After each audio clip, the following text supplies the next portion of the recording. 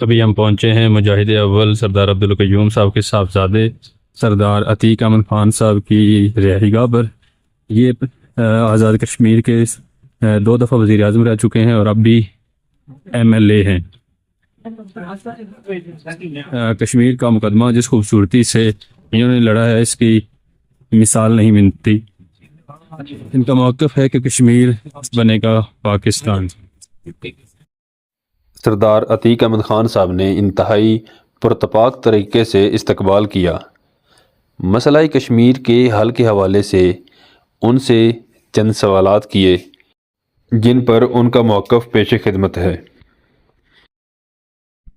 سر، آپ کا اور آپ کی فیملی کا تحریک آزادی کشمیر اور کشمیر بنے گا پاکستان، اس کے حوالے سے ایک بہت جاندار کردار رہا ہے، بڑی توانا آواز رہی ہے، لیکن ہم دیکھتے ہیں کہ کچھ عرصے سے یا کچھ سالوں سے یہ آواز قدرے دھیمی ہو گئی ہے، تو اس کی وجہ بیان فرما دیجیے کہ یہ آواز ابھی اس قدر ہمیں کیوں نہیں سننے کو مل رہی؟ تو یہ ہے کہ کشمیر بنے گا پاکستان اللہ کے فضل سے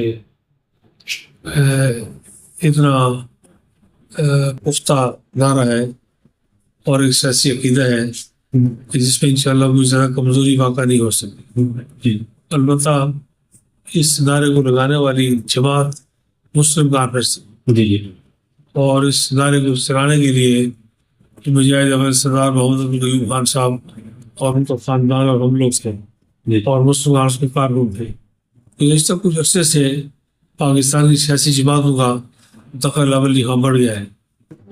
ایک وقت میں یہاں پیپلز پارٹی نہیں تھی، ایک وقت میں نون لیگ نہیں تھی، ایک وقت میں PTI نہیں تھی، ایک وقت میں جماعت اسلامی نہیں تھی، یہ جماعتیں یہاں موجود نہیں تھیں اور یہ کام ریاستی جماعتوں کے پاس تھا۔ مسلم کانفرنس تھی، آزاد مسلم کانفرنس تھی، باقی جماعتیں تھیں۔ یہ جب سے پاکستان کی سیاسی جماعتیں آئی ہیں ان کے ساتھ پھر ایک اور بڑا ستم یہ ہوا کہ جس پارٹی کی پاکستان میں حکومت ہے انہوں نے جبراً یہاں اپنی حکومت قائم کی۔ اس کے نتیجے میں مسلم کانفرنس کمزور ہوئی۔ جو پیپلز پارٹی بنی ہے وہ مسلم کانفرنس کو توڑ کر بنائی گئی ہے۔ جو نون لیگ بنی ہے، نواز لیگ بنی ہے، وہ مسلم کانفرنس کو توڑ کر بنائی گئی۔ جو PTI یہاں بنی تھی وہ مسلم کانفرنس کو توڑ کر بنائی گئی تھی۔ تو ہمارے جیتے ہوئے لوگ، ہمارے جیتنے والے لوگ ان کو اٹھا کے لے گئے۔ اس لیے مسلم کانفرنس کے پاس آج اسمبلی میں 1 سیٹ ہے۔ مسلم کانفرنس کے پاس میرے پاس جو ہے وہ 36 سیٹیں تھیں، 34 سیٹیں تھیں، 2 تھا اکثریت تھی۔ تو یہ جو سلسلہ ہوا ہے غیر ریاستی سیاسی دخل اندازی کا، انتخابی دخل اندازی کا، جماعتی دخل اندازی کا، اس کی وجہ سے اس میں بہت کمی آئی، ضرور آئی ہے، متاثر ہوا ہے۔ اور پاکستان کی حکومتیں جب بھی ہندوستان کے ساتھ مسئلہ کشمیر پر کچھ سودے بازی کرنا چاہتی ہیں تو راستے کی رکاوٹیں دور کرتی ہیں۔ تو مسلم کانفرنس کو ایک بہت بڑی رکاوٹ سمجھا جا رہا تھا کہ ہندوستان کے ساتھ بلا وجہ کی سودے بازی جو ہے وہ نہیں کی جا سکتی آسانی کے ساتھ مسلم کانفرنس کے ہوتے ہوئے۔ اس طرح کے بہت سارے اسباب ہیں، بہت سارے فیکٹرز ہیں جن کی وجہ سے مسلم کانفرنس کمزور ہوئی۔ لیکن اللہ تعالیٰ کا لاکھ لاکھ شکر ہے کہ جن مقاصد کے لیے اس کو کمزور کیا گیا تھا ان مقاصد میں سے کوئی بھی پورا نہیں ہو سکا۔ آزاد کشمیر کی حیثیت تبدیل کرنا تھی، اللہ نے کرم کیا، ہم نے مزاحمت کی، وہ نہیں ہو سکی۔ گلگت بلتستان کو صوبہ بنانا تھا، اللہ نے کرم کیا، وہ نہیں بن سکا۔ تو یہ بہت ساری بات، سیز فائر لائن کو پکا LOC کو بین الاقوامی سرحد بنانا تھا، وہ نہیں ہو سکا۔ تو ہم اپنے سیاسی مقاصد میں کامیاب رہے ہیں، ہم نے انتخابات آ رہے ہیں، ہم نے الیکشن آ رہے ہیں، لیکن سیاست جیتی ہے اللہ کے فضل و کرم سے۔ سیاست میں ہم نے نقصان نہیں اٹھایا۔ سر، آپریشن بنیان مرصوص کے بارے میں چند الفاظ۔ جی، آپریشن بنیان مرصوص بالکل قوم کے سر کا تاج ہے، اور یہ میں سمجھتا ہوں کہ ساری پاکستانی قوم خراج تحسین کی مستحق ہے۔ مسلح ہماری پاکستان خراج تحسین کی مستحق ہے۔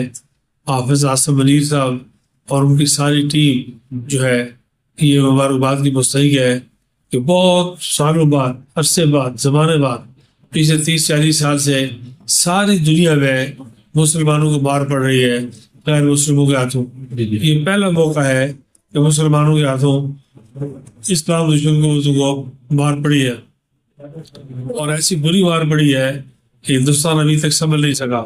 ساری دنیا میں ہماری عزت اور وقار میں اضافہ ہوا اللہ کے فضل و کرم سے. اور ابھی ہندوستان تیاری ضرور کر رہا ہے کسی جوابی حملے کی، لیکن اولا تو کرنا مشکل ہے اس کے لیے.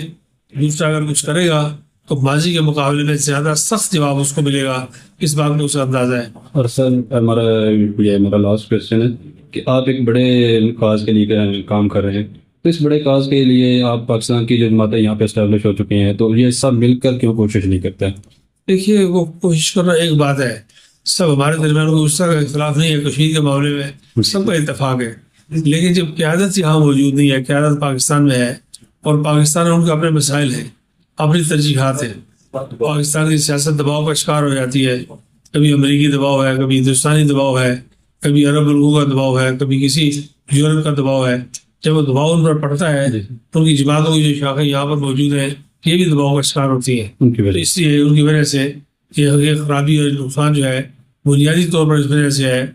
دیکھیے نا، قائد اعظم علیہ رحمت نے کشمیر میں مسلم کانفرنس کو اپنی جماعت قرار دیا اور انکار کر دیا کہ مسلم لیگ نہیں بن سکتی مسلم کانفرنس کے ہوتے ہوئے. تو اسی پالیسی کو برقرار رکھنا چاہیے تھا کہ ہم چونکہ پاکستان کے تمام لوگوں کی عزت کرتے ہیں، ہم جماعتی جھگڑوں میں نہیں پڑتے اور ہمارے نزدیک پاکستان کی ساری قیادت قابل احترام ہے. یہ جو قائد اعظم کی پالیسی تھی اسے دوبارہ از طرح اس پالیسی کو لے کے چلنا چاہیے اور یہاں کشمیری جماعتوں کو، ریاستی جماعتوں کو کام کرنے کا موقع دینا چاہیے. کشمیر کے لوگ 99% پاکستان کے ساتھ ہیں. اللہ کا لاکھ لاکھ شکر ہے کہ کشمیر کے لوگوں کی 1-2% لوگوں کی میں بات نہیں کرتا، لیکن باقی 98-99% لوگ جو ہیں وہ پاکستان کے ساتھ ہیں. کشمیر بنے کا پاکستان کا نعرہ لگاتے، جو نہیں بھی نعرہ لگاتے وہ بھی ان میں سے بھی بڑی تعداد پاکستان کے ساتھ ہے. اس لیے اللہ کے فضل و کرم سے جب تک کشمیری زندہ ہے، جب تک بغارت کشمیری موجود ہے، اس وقت تک کشمیر کی طرح سے پاکستان کو کسی خطرے کا کوئی امکان نہیں ہے. بہت شکریہ سر.